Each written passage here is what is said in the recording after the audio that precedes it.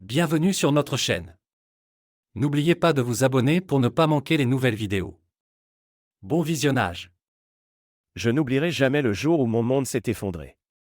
Tout a commencé comme n'importe quel autre jour, un mardi banal rempli d'emails professionnels, des tentatives à moitié convaincues de Jason pour faire ses devoirs, et le bourdonnement familier de la machine à café en arrière-plan. Rien ne semblait anormal, rien ne m'avait averti de la tempête qui se préparait au loin. Si j'avais su, peut-être aurais-je agi différemment, quoique, avec le recul, j'en doute. Certaines catastrophes sont inévitables. J'étais assis dans le salon, parcourant les factures sur mon ordinateur portable, quand une notification est apparue. Votre solde est tombé en dessous du seuil minimum, disait-elle. C'était étrange. Le fonds pour les études de Jason avait largement assez d'argent, fruit de 6 années d'économie prudente pour son avenir. Laura et moi avions convenu que ce fonds était intouchable. Ce n'était pas une discussion à rouvrir, car nous savions tous les deux à quel point cela comptait. Du moins, c'est ce que je pensais. Je me suis connecté au compte, m'attendant à trouver une erreur, peut-être un bug. Les banques se trompent tout le temps, non? Mais non. La vérité m'a frappé comme un train de marchandises, le compte était vide. Pas juste un solde faible, mais vide, zéro, rien. Aucune transaction en vue. J'ai fixé l'écran, les chiffres se gravant dans mes yeux, espérant, priant que ce soit une blague. Mais ce n'en était pas une.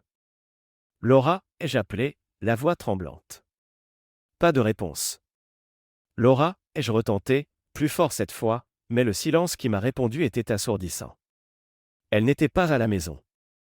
C'est alors qu'une réalisation glaçante m'a envahi. Laura agissait bizarrement depuis des semaines, un peu distante, un peu trop apprêtée pour ses courses, éludant mes questions sur ses allées et venues avec des excuses vagues. J'avais mis ça sur le compte du stress, de la vie, peu importe. Pas une seule fois je n'avais pensé. J'ai attrapé mon téléphone et composé son numéro. Directement sur messagerie. J'ai réessayé, même résultat. Mon cœur battait à tout rompre, chaque pulsation résonnant dans ma poitrine comme un tambour. Jason est entré dans la pièce, croquant une pomme, inconscient du chaos qui se déroulait sous ses yeux. Où est maman? Ai-je demandé, tentant de rester calme pour lui. Il a haussé les épaules, prenant une autre bouchée. Elle a dit qu'elle devait aller quelque part. Quelque part. Ce mot m'a transpercé comme un poignard dans les entrailles. Mes mains tremblaient alors que j'ouvrais notre compte de carte de crédit commun. Peut-être ne voulais-je pas voir ce que je soupçonnais déjà, mais je ne pouvais m'arrêter. Et là, c'était écrit, transaction après transaction vol, hôtel de luxe, restaurant haut de gamme. Ma femme était à l'autre bout du pays, vivant la belle vie avec l'argent destiné à l'avenir de notre fils. Je ne voulais pas que Jason me voie m'effondrer, mais c'était dur. Mon esprit bouillonnait de questions. Comment avait-elle pu faire ça? Comment avait-elle pu voler à notre fils, à la seule personne qui n'avait rien à voir avec nos problèmes? Bien sûr, nous nous disputions ces derniers temps, bien sûr, rien n'était parfait, mais ça, c'était impardonnable. Jason a dû remarquer l'expression sur mon visage, car il s'est approché et a posé une main sur mon épaule. Papa, c'est bon, a-t-il dit avec un sourire trop calme, trop assuré. J'ai tout arrangé. À ce moment-là, j'ai cru qu'il essayait juste de me réconforter.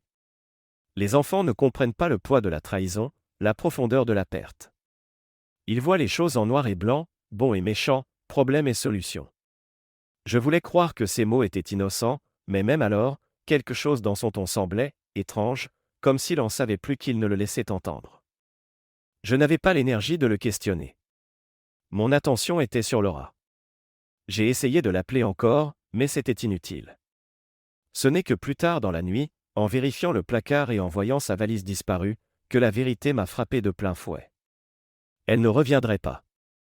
Elle avait vidé le compte, fait ses valises et abandonné sa famille, moi, Jason. La colère est venue par vagues, chaque vague plus intense que la précédente. J'étais furieux contre elle, mais aussi contre moi. Comment avais-je pu rater les signes? Comment avais-je pu laisser ça se produire sous mon nez? Chaque transaction, chaque mensonge repassait en boucle dans ma tête comme un film cruel que je ne pouvais éteindre. Jason est resté silencieux presque toute la soirée, m'observant avec cette même expression calme. Quand il est enfin allé se coucher, je suis resté seul dans le noir, repensant aux derniers mois, cherchant des réponses. Mais il n'y en avait pas. Il n'y avait qu'un vide béant là où la confiance se tenait autrefois, et une trahison si profonde qu'elle menaçait de m'engloutir entièrement. J'aimerais dire que j'ai trouvé une clarté cette nuit-là, une résolution pour aller de l'avant, mais non. Tout ce que j'ai trouvé, c'est la vérité froide et amère, la femme que j'aimais avait choisi elle-même avant sa famille, et il n'y avait pas de retour possible. Ce que je ne savais pas, alors que je me noyais dans mon chagrin, c'est que Jason avait déjà commencé à travailler sur une solution, une que je n'aurais jamais pu imaginer, même dans mes rêves les plus fous. Les jours qui ont suivi la trahison de Laura ont été flous. Je fonctionnais à peine, en pilote automatique, consumé par la colère, la confusion et le cœur brisé. Mais Jason était inébranlable. Si quoi que ce soit, il était étrangement posé pour un garçon de 10 ans dont la mère venait de l'abandonner. Il continuait d'aller à l'école, de faire ses devoirs, de jouer avec ses Legos comme si rien n'avait changé. Au début, j'ai mis ça sur le compte du choc. Les enfants gèrent le traumatisme différemment, non? Mais la vérité, c'est que Jason n'ignorait pas la situation. Il travaillait dessus. Ça a commencé petit. Je le surprenais à taper frénétiquement sur sa tablette, le visage crispé de concentration. Il me jetait un regard et minimisait rapidement l'écran, éludant avec un « juste des devoirs, papa » désinvolte. Je n'y pensais pas trop à ce moment-là. Après tout, il avait toujours été un as de la technologie codage, jeux vidéo, peu importe, c'était son truc. Mais ensuite, il y a eu les appels téléphoniques chuchotés. « À qui parles-tu » ai-je demandé un soir, le surprenant dans la cuisine avec le téléphone collé à l'oreille. Il a sursauté, comme un cerf pris dans les phares. « Personne » a-t-il dit, fourrant le téléphone dans sa poche et quittant la pièce précipitamment. Je ne l'ai pas poussé. Je me suis dit qu'il parlait à un ami, ou peut-être à un conseiller scolaire. Chacun gère le deuil à sa façon, me suis-je dit. Peut-être était-ce sa manière de faire face. Puis il y a eu le garage. Jason a commencé à y passer des heures, bricolant avec des outils et des fils. Au début, je n'y ai pas prêté attention. J'ai supposé qu'il travaillait sur un de ses petits projets d'ingénierie. Il avait toujours été doué pour construire des choses robots, avions miniatures, ce genre de trucs. Mais une nuit, la curiosité l'a emporté. Je suis entré dans le garage pour voir ce qu'il fabriquait, et ce que j'ai trouvé m'a glacé le sang. Il y avait un tableau blanc couvert de diagrammes, d'équations et de schémas.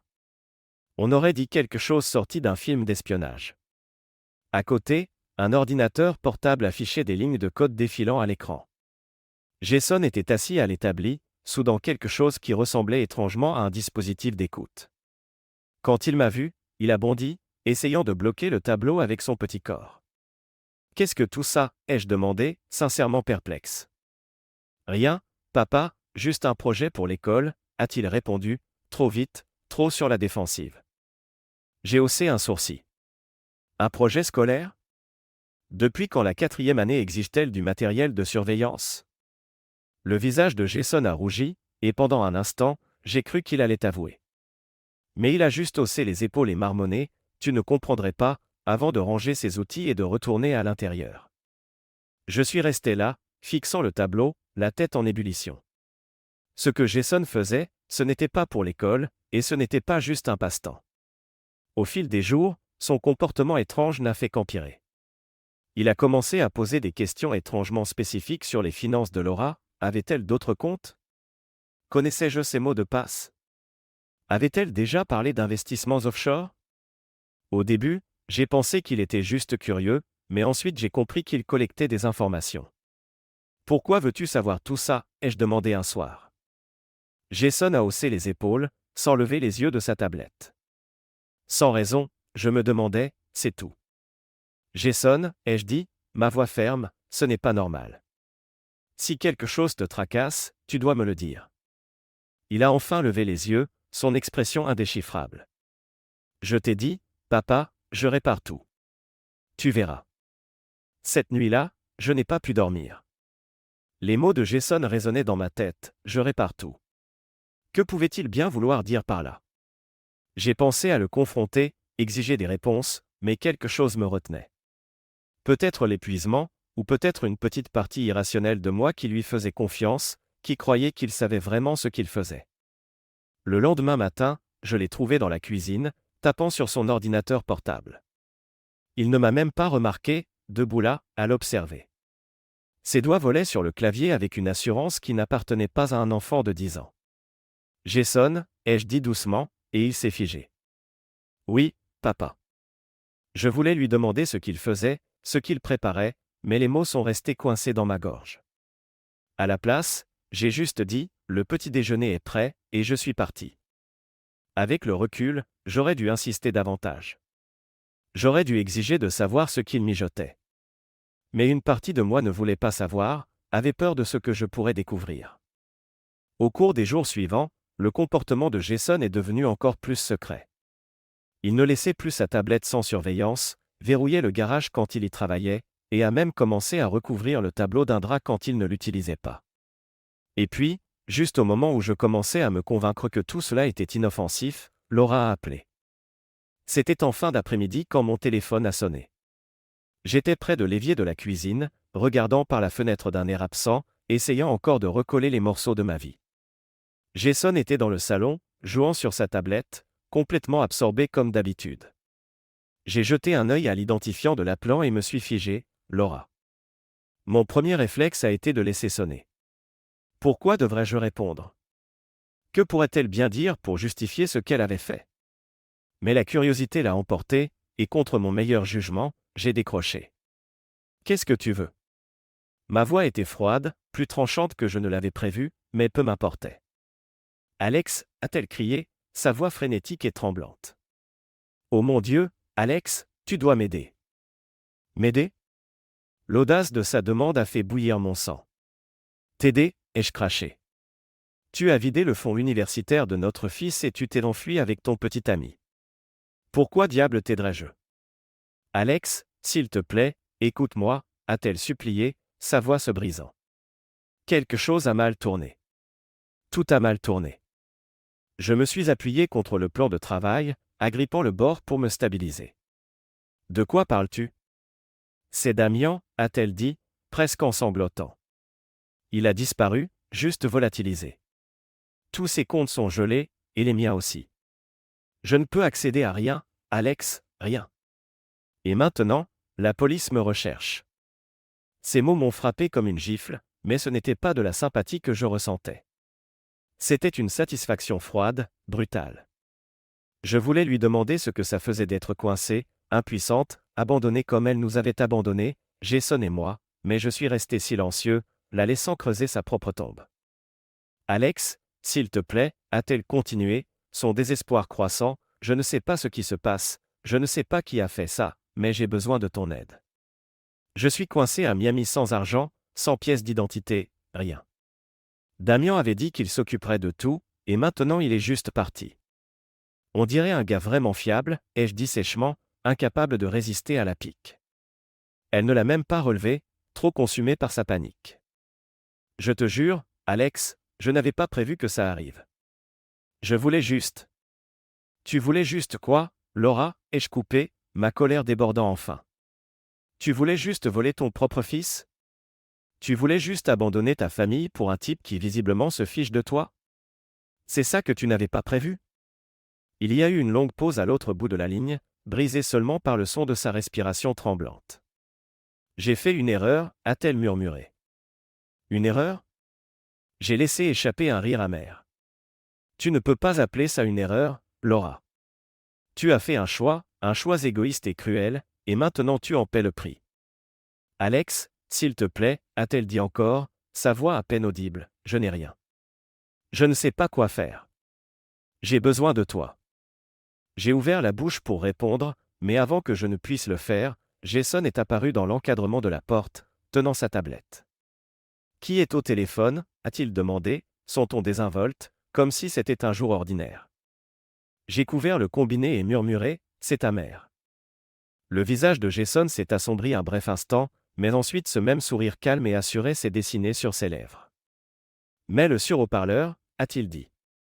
Jason, fais-moi confiance, papa, mets-le sur haut-parleur. Quelque chose dans son ton m'a fait hésiter.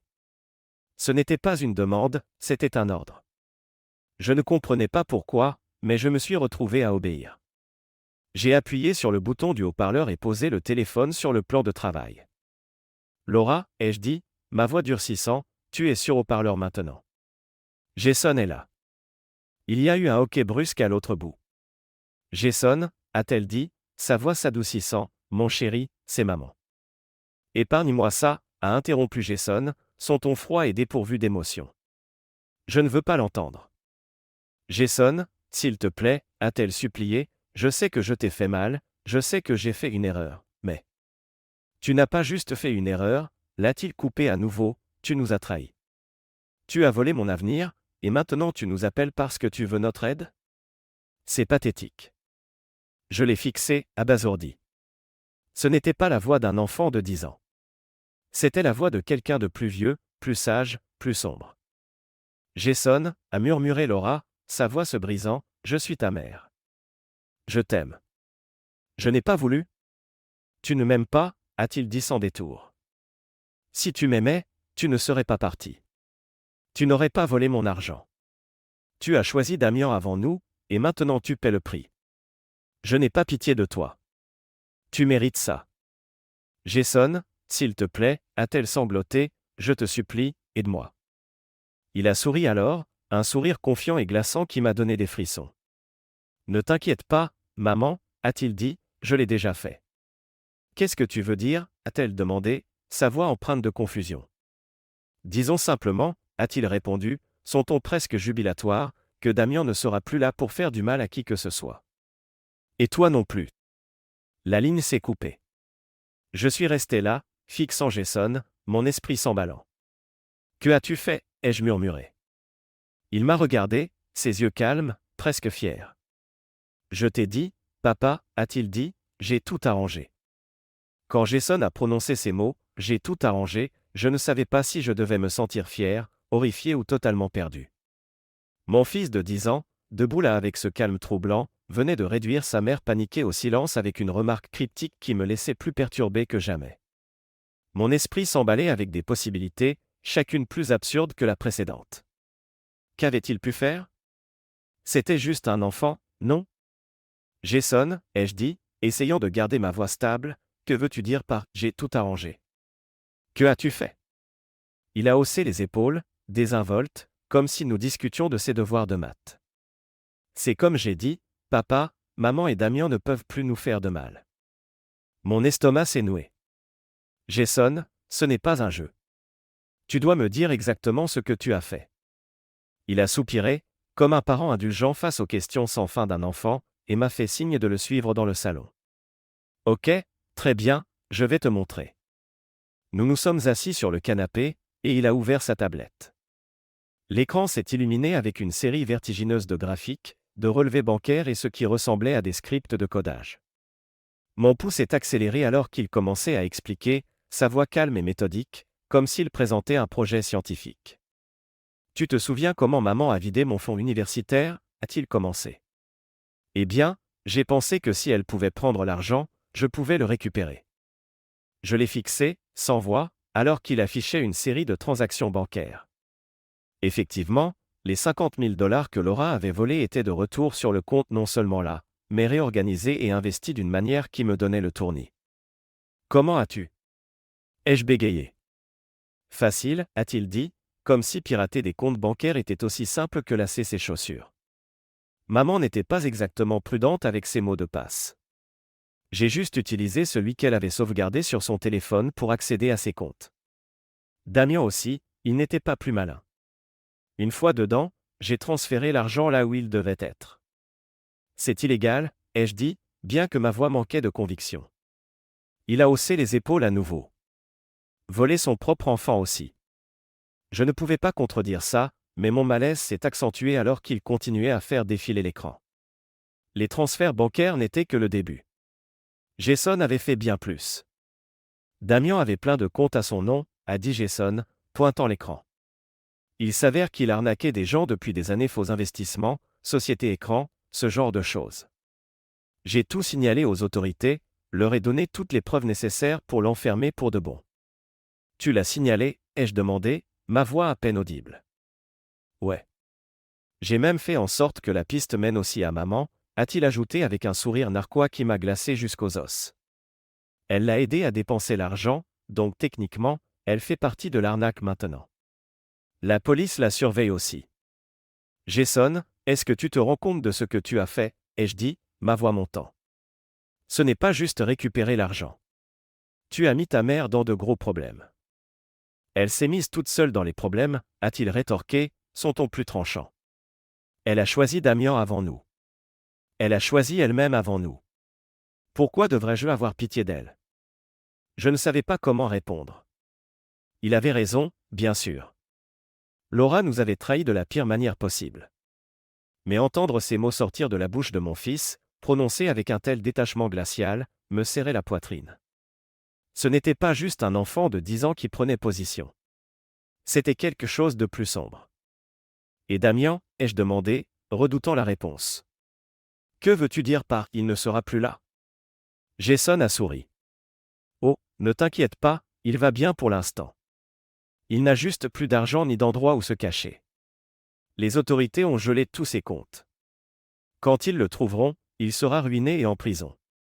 La manière désinvolte dont il l'a dit, comme si détruire la vie d'un homme n'était pas différent d'écraser un insecte, m'a donné des frissons. Jason, ai-je dit, choisissant mes mots avec soin, pourquoi ne m'as-tu pas parlé de ça avant? Pourquoi ne m'as-tu pas laissé m'en occuper? Il m'a regardé, son expression soudain plus douce. Parce que je savais que tu ne ferais rien. Tu l'aurais laissé s'en tirer parce que tu es trop gentil. Quelqu'un devait l'arrêter, papa. Quelqu'un devait nous protéger. J'ai eu l'impression que le sol se dérobait sous mes pieds. Mon fils, mon doux et brillant garçon, avait pris sur lui de non seulement réparer notre situation, mais de se venger d'une manière que je n'aurais jamais pu imaginer. Je ne savais pas si je devais être fier de son ingéniosité ou terrifié par ce que cela signifiait. Jason, ai-je dit après une longue pause, je ne suis pas sûr que ce soit la bonne façon de gérer les choses. Il a penché la tête, son calme inébranlable. Peut-être pas, mais ça a marché. Je me suis adossé au canapé, passant une main dans mes cheveux. Je ne savais pas quoi dire, quoi ressentir. Mon fils avait fait ce que je n'avais pas pu, prendre le contrôle d'une situation désespérée et la renverser. Mais à quel prix? Jason a fermé sa tablette et m'a regardé avec cette même confiance troublante. Ne t'inquiète pas, papa, a-t-il dit, tout ira bien maintenant. Mais alors que j'étais assis là, à le regarder, je ne pouvais me débarrasser du sentiment que rien n'allait bien. Je n'ai pas beaucoup dormi après la révélation de Jason. Comment aurais-je pu? L'ampleur de ce qu'il avait fait repassait en boucle dans ma tête comme un film sans fin. Mon fils, un garçon de 10 ans, avait conçu un plan si complexe, si dévastateur, qu'il avait laissé un homme et une femme adultes complètement ruinés. Et le pire, c'est qu'il ne semblait pas ressentir le moindre soupçon de culpabilité. Je me suis dit que je lui parlerais le lendemain matin, mais la vie en avait décidé autrement. Le téléphone a sonné à nouveau. Laura. Mon premier réflexe a été de l'ignorer. Après tout, que pouvait-elle bien dire pour changer quoi que ce soit? Mais une petite partie masochiste de moi voulait l'entendre se tortiller, alors j'ai répondu.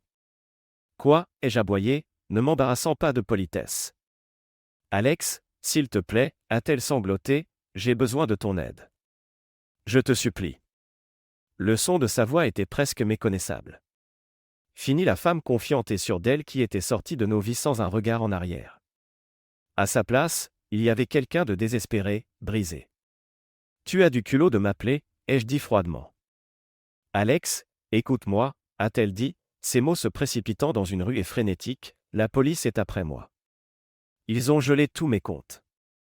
Damian est parti, juste volatilisé. Je ne sais même pas où il est. Je suis coincé, Alex. Je n'ai pas d'argent, je n'ai nulle part où aller.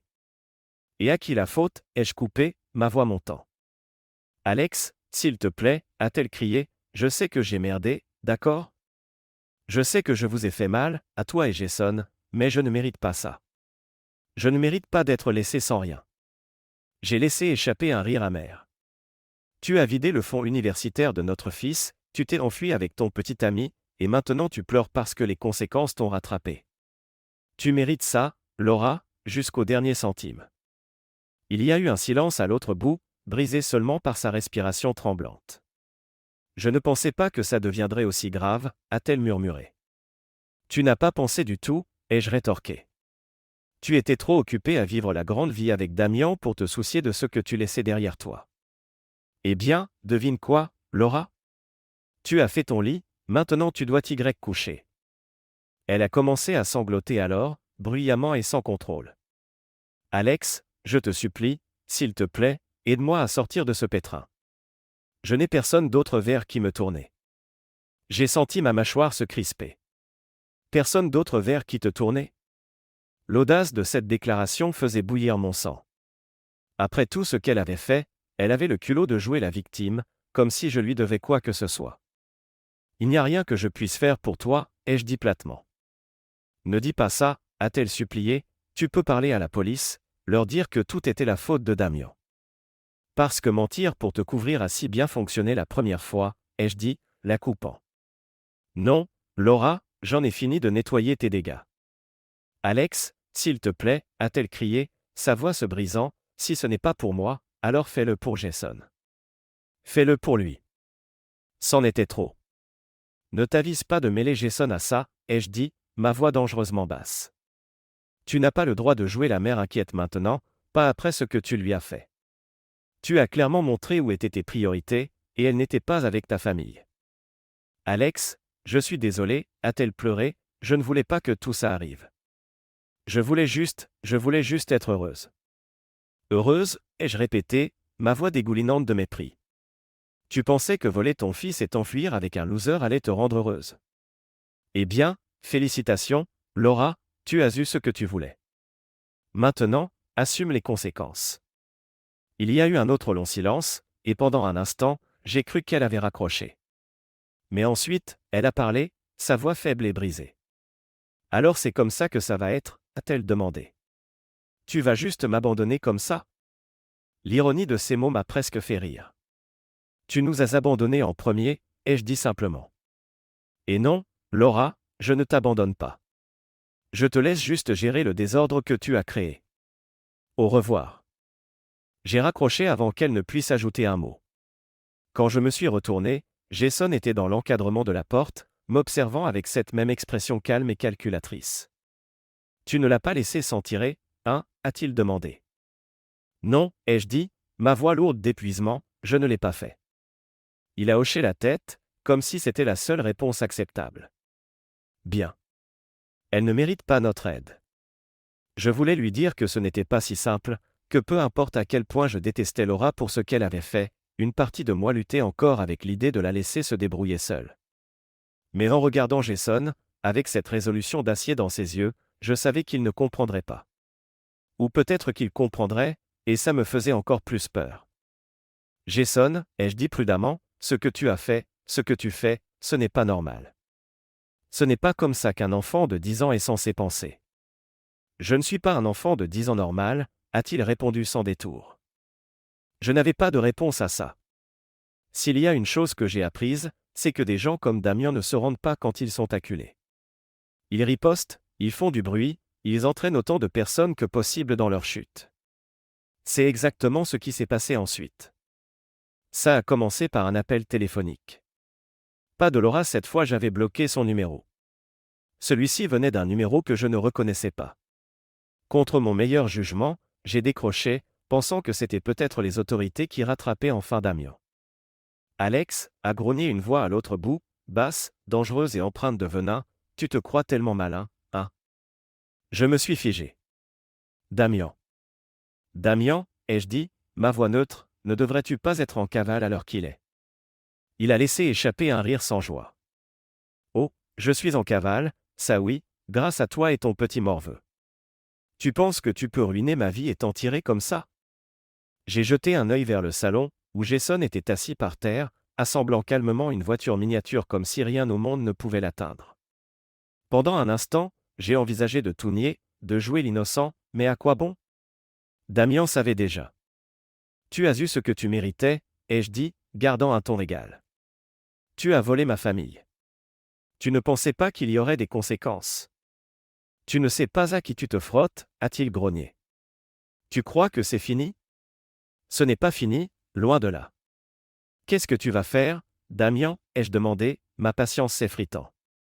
Tu es ruiné, tu es recherché, tu es fini. Peut-être, a-t-il dit, sa voix d'un calme effrayant, mais je ne vais pas tomber seul. Je sais où tu vis, Alex. Je sais où ton fils va à l'école. Et si tu penses que je vais rester les bras croisés et vous laisser me ruiner, tu te trompes lourdement. Mon sang s'est glacé. Il ne bluffait pas. Damien était beaucoup de choses, un menteur, un voleur, un lâche, mais ce n'était pas le genre d'homme à proférer des menaces en l'air. Reste loin de mon fils, ai-je dit, ma voix tremblant malgré mes efforts. Ou quoi, a-t-il raillé. Tu vas encore lâcher ton petit hacker sur moi? Vas-y, voyons jusqu'où il est prêt à aller. J'ai raccroché avant qu'il ne puisse ajouter un mot. Mes mains tremblaient alors que je posais le téléphone sur le plan de travail. Pendant un moment, je suis resté là, le fixant, essayant de comprendre ce qui venait de se passer.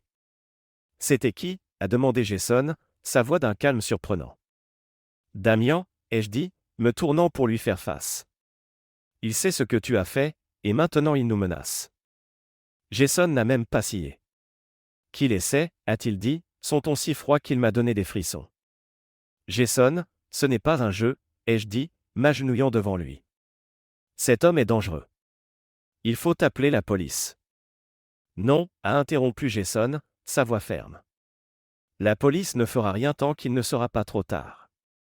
Mais moi, je peux gérer ça. Jason, papa, a-t-il dit, me coupant à nouveau, fais-moi confiance, je m'en occupe. Je voulais argumenter, lui dire que c'était trop pour un enfant de 10 ans, que ce n'était pas son rôle de nous protéger. Mais le regard dans ses yeux m'a arrêté. Ce n'était pas le regard d'un enfant effrayé.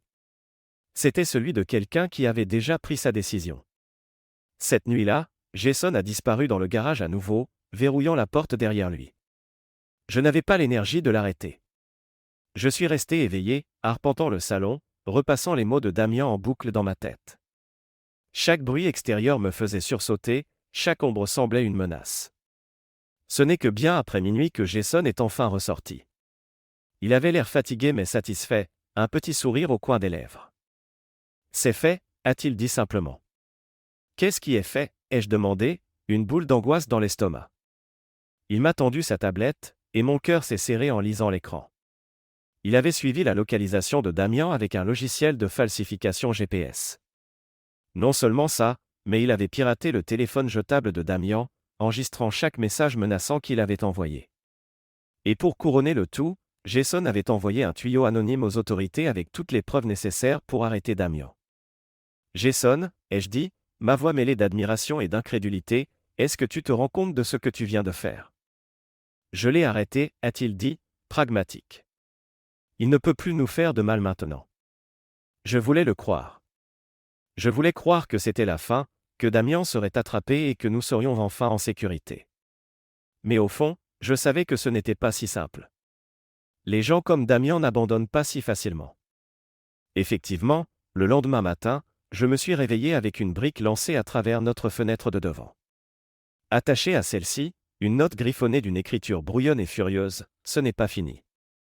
Jason l'a trouvée avant moi.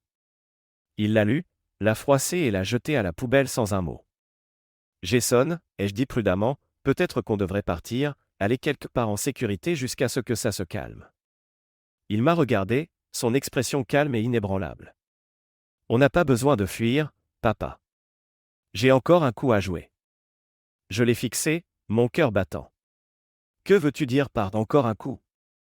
Il a souri alors, un petit sourire glaçant qui m'a donné des frissons. Tu verras. Je ne pouvais me débarrasser du malaise que les mots de Jason avaient suscité.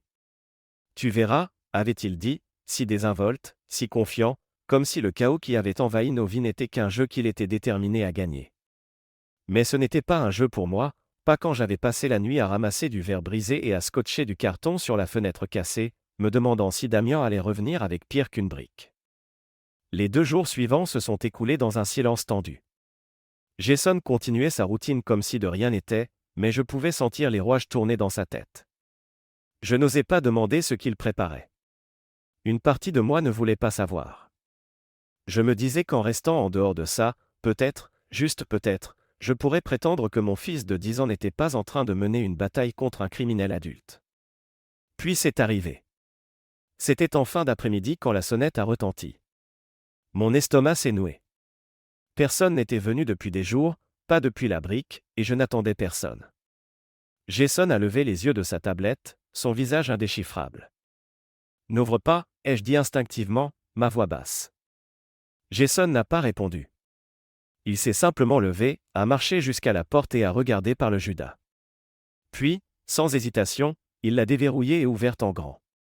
Là, plus grand que nature et 2 fois plus furieux, se tenait Damian. Son visage était un masque tordu de rage, ses yeux injectés de sang et sauvages. C'était l'ombre de l'homme arrogant et confiant que j'avais vu sur de vieilles photos avec Laura. Ce Damian-là semblait désespéré et dangereux. Où est-il ? A grogné Damian, avançant dans l'embrasure sans invitation. Je me suis déplacé pour bloquer son chemin, mon cœur battant.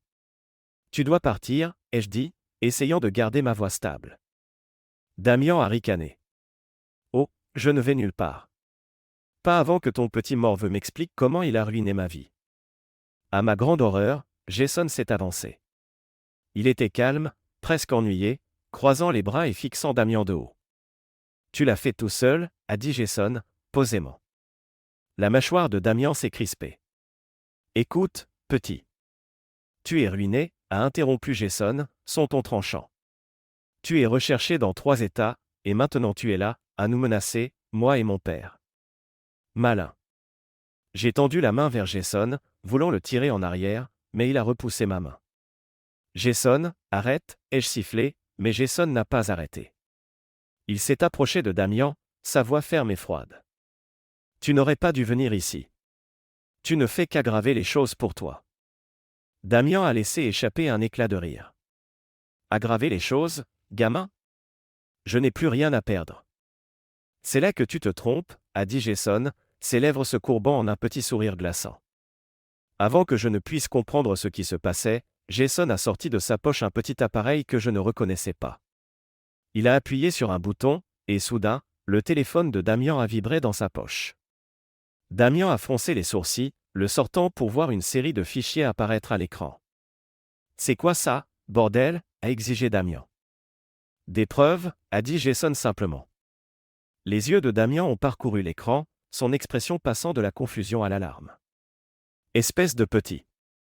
Preuve que tu es une menace, a continué Jason, le coupant. Chaque message que tu as envoyé, chaque appel que tu as passé, chaque menace que tu as proférée, ça laisse une trace. Et maintenant, les autorités l'ont. Le visage de Damian est devenu rouge. Tu bluffes. Jason a penché la tête. Vraiment ? À cet instant, j'ai compris ce que Jason avait fait. Il n'avait pas juste collecté des preuves, il avait tendu un piège. Le téléphone de Damian ne vibrait pas seulement avec des fichiers, il diffusait un flux en direct directement aux forces de l'ordre locales. Jason avait transformé les propres menaces de Damian en sa chute. Damian s'est jeté en avant, le visage déformé par la rage, mais avant qu'il ne puisse faire un pas de plus, le son des sirènes a rempli l'air.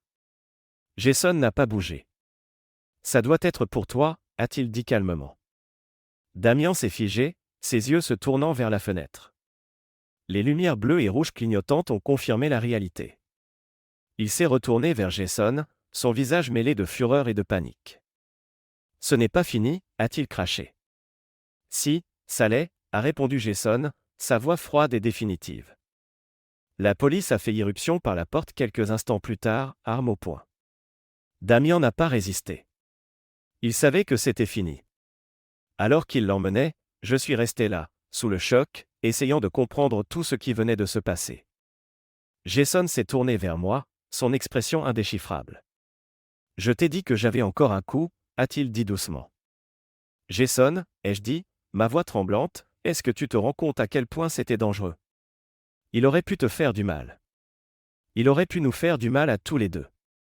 Mais il ne l'a pas fait, a dit Jason, son ton pragmatique, et maintenant il est parti. Je voulais lui crier dessus, exiger des réponses, lui faire comprendre que ce n'était pas normal, que ce n'était pas acceptable. Mais tout ce que je pouvais faire, c'était rester là, fixant le garçon qui venait de déjouer un criminel adulte. Jason m'a regardé, ses yeux calmes mais fatigués. C'est fini maintenant, papa. On est en sécurité. Mais alors que je restais là, regardant la voiture de police disparaître dans la rue, je ne pouvais me débarrasser du sentiment que rien dans tout ça n'était sûr. La maison était étrangement silencieuse après l'arrestation de Damian. Le chaos, les menaces, la peur persistante, tout cela semblait s'être dissipé en un instant. Mais ce silence n'était pas réconfortant. Il était lourd, étouffant, rempli de questions tacites auxquelles je n'étais pas sûr de vouloir des réponses. Je pensais que c'était la fin. Damian était hors de nos vies, Jason avait repris sa routine habituelle, et je pouvais enfin me concentrer sur la reconstruction de ce qui restait de notre famille. Mais ensuite, Laura a appelé à nouveau. J'ai reconnu le numéro immédiatement. J'avais bloqué sa ligne principale, mais elle avait dû trouver un autre moyen de me contacter. J'ai envisagé d'ignorer l'appel, que pouvait-elle bien dire de plus ? Mais la curiosité l'a emporté. J'avais besoin de l'entendre de mes propres oreilles. Quoi encore, Laura, ai-je dit, mon ton plus glacé que la glace. Sa voix était à peine reconnaissable, faible et rauque, comme celle de quelqu'un qui n'avait pas dormi depuis des jours. Alex, a-t-elle commencé, mais ses mots ont vacillé. Je n'ai pas le temps pour tes histoires larmoyantes, ai-je coupé. Si tu appelles pour mendier de l'argent ou du pardon, tu perds ton souffle. Je ne veux pas de ton argent, a-t-elle dit doucement. Je ne sais pas ce que je veux. Ça m'a pris au dépourvu. Pour la première fois depuis que ce cauchemar avait commencé, il n'y avait ni arrogance ni prétention dans sa voix, juste une défaite brute et sans filtre. Alors pourquoi tu appelles, ai-je exigé. Je suis dans le pétrin, Alex, a-t-elle admis. Un vrai pétrin. Sans blague, ai-je répondu, sarcastique. Elle a ignoré ma pique. La police m'enquête. Ils pensent que j'étais impliqué dans les arnaques de Damian. Et tu ne l'étais pas, ai-je demandé, laissant l'accusation planer. Elle a hésité. Je ne savais pas ce qu'il faisait au début, a-t-elle dit, sa voix tremblante, mais quand je l'ai compris, il était trop tard. J'étais déjà lié à tout ça. Et maintenant, ils gèlent mes comptes, saisissent mes biens. Je n'ai rien, Alex, rien. Ça fait 2, ai-je rétorqué. Ou as-tu oublié que tu as vidé le fonds universitaire de Jason pour financer ta petite aventure ? J'ai été stupide, a-t-elle admis, sa voix se brisant. Je pensais que Damian m'aimait. Je pensais qu'il prendrait soin de moi. J'ai laissé échapper un rire amer. Et comment ça marche pour toi ? Elle n'a pas répondu. Le silence à l'autre bout parlait de lui-même. Pourquoi tu m'appelles, Laura, ai-je demandé à nouveau, cette fois plus doucement, mais tout aussi ferme. Parce que tu es tout ce qu'il me reste, a-t-elle dit doucement. Toi et Jason. Ces mots m'ont frappé comme un coup dans l'estomac, non pas parce qu'ils m'émouvaient loin de là, mais à cause de leur délire. Tu ne nous as pas, ai-je dit fermement. Tu nous as perdus au moment où tu as choisi Damian avant ta famille. Alex, s'il te plaît, a-t-elle supplié, sa voix se fissurant, j'ai fait une erreur. Je sais que j'ai merdé, mais je suis toujours la mère de Jason. J'ai besoin d'une seconde chance. Une seconde chance, ai-je répété, incrédule. Laura, ce n'est pas une petite erreur. Tu as volé ton propre enfant. Tu l'as abandonné pour un homme que tu connais à peine. Et maintenant que ton petit fantasme parfait s'est effondré, tu veux revenir en rampant ? Non, absolument pas. Ses sanglots ont rempli la ligne, mais je n'ai pas vacillé. Je ne pouvais pas. Alex, je n'ai nulle part où aller, a-t-elle dit, le désespoir suintant de chaque mot. Ce n'est pas mon problème, ai-je répondu froidement. Et Jason, a-t-elle demandé, sa voix tremblante. Ne mérite-t-il pas d'avoir sa mère dans sa vie ? Jason n'a pas besoin de toi, ai-je dit sans détour. Il a fait plus pour cette famille ces 2 dernières semaines que tu ne l'as jamais fait. Et il l'a fait sans toi. On n'a pas besoin de toi, Laura, plus maintenant. La ligne est restée silencieuse un moment. J'ai cru qu'elle avait raccroché, mais ensuite elle a parlé, sa voix à peine audible. Alors c'est tout, a-t-elle demandé. Tu vas juste me tourner le dos ? J'ai laissé échapper un rire amer. Tu nous as tourné le dos en premier. Et maintenant, tu récoltes ce que tu as semé. Elle n'a pas répondu. J'ai entendu sa respiration, tremblante et irrégulière, puis l'appel s'est coupé. Quand je me suis retourné, Jason était dans l'encadrement de la porte, m'observant avec cette même expression calme qu'il portait toujours. C'était maman, a-t-il demandé. J'ai hoché la tête. Elle voulait revenir, ai-je dit simplement. Jason n'a pas bronché. Tu lui as dit non ? Oui, ai-je répondu. Il a hoché la tête, satisfait. Bien. Elle ne mérite pas de revenir. Je voulais lui dire que ce n'était pas si simple, que le pardon était censé faire partie du processus. Mais en le regardant, si composé, si sûr, je n'ai pas pu me résoudre à prononcer ces mots. Peut-être avait-il raison. Peut-être que certaines choses étaient vraiment impardonnables. Dans les jours qui ont suivi, je ne pouvais m'empêcher de repasser en boucle tout ce que Jason avait fait, tout ce qu'il avait orchestré. Il était impossible de ne pas admirer son génie. Un enfant de 10 ans avait réussi à déjouer des adultes, démanteler une arnaque criminelle et sauver sa famille de la ruine, tout en gardant un niveau de sang-froid troublant. C'était impressionnant, sans aucun doute.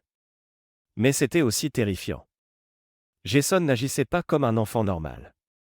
Il ne réagissait pas aux situations avec peur ou hésitation. Au lieu de ça, il calculait, élaborait des stratégies et exécutait avec précision. C'était comme si chaque décision qu'il prenait faisait partie d'un grand jeu d'échecs qu'il était le seul à voir. Et bien que je ne puisse nier l'efficacité de ses actions, je ne pouvais ignorer le froid derrière elles. Un soir, alors que j'étais assis sur le canapé, fixant le carton sur la fenêtre, Jason est entré dans la pièce. Il avait cette même expression calme et confiante qu'il portait toujours, mais il y avait quelque chose de différent dans ses yeux, quelque chose de plus lourd. « Papa, a-t-il dit, s'asseyant à côté de moi, es-tu fâché contre moi ?» La question m'a pris au dépourvu. « Fâché contre toi ? Pourquoi ? » « Pour tout ce que j'ai fait, a-t-il dit simplement. « Pour m'en être pris à maman et Damien, pour ne pas t'en avoir parlé. » J'ai soupiré, passant une main dans mes cheveux. Comment pouvais-je même commencer à répondre à ça ? Jason, ai-je commencé prudemment, ce que tu as fait, ce n'est pas quelque chose qu'un enfant de 10 ans devrait jamais avoir à faire. Ce n'est pas quelque chose que quiconque devrait avoir à faire. Mais je l'ai fait, a-t-il dit, son ton inébranlable, et ça a marché. Ça a marché, ai-je admis, mais ce n'est pas juste une question de savoir si ça a marché. C'est une question de ce que ça signifie. Il a froncé les sourcils. Que veux-tu dire ? J'ai hésité, cherchant les bons mots. Jason, la façon dont tu as géré les choses, ce n'était pas normal. Ce n'était pas sain. Tu ne devrais pas avoir à penser comme ça, à agir comme ça. Tu es juste un enfant. Son expression n'a pas changé. J'ai fait ce qui devait être fait. Si je ne l'avais pas fait, qui les aurait arrêtés ? Je voulais argumenter, lui dire que ce n'était pas sa responsabilité, que j'aurais dû être celui qui s'en occupait.